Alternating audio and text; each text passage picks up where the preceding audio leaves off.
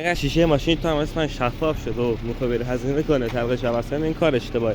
من با یه روش یاد میدم که چجوری این شیشه رو شفاف کنم. البته این شفاف شده، بری ماشین دیگه امتحان کنید نتیجه رو میبینید. مثلا این کدر شده، چند روشش میتونه براتون آموزش براتون نشون بدم. یه تیکی دستمال توالت میارید و اینطوری میخواد بودنش تا میکنید که مربع بشه، تقریبا همچین چیزی بشه، یه مربعی.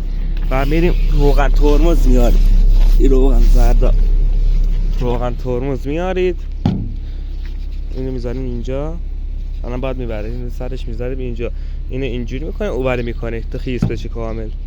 بریم من میریزم. خب میام اینور دستمالا رو اینوری میکنیم و روش اینوری ور میکنیم.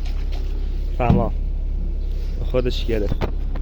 ما براتون روشن فیلم میگرفتم، فیلمم قطع شد. یعنی نگاه کن اصلا شیشه دونه که کدره این شفافتر شد. من بهتون نگاه این خاکای روش بود آقا، دوربینم قطع شد، من حواسم نبود این خاکه. تو نگاه کن الان ببر میولیم روش،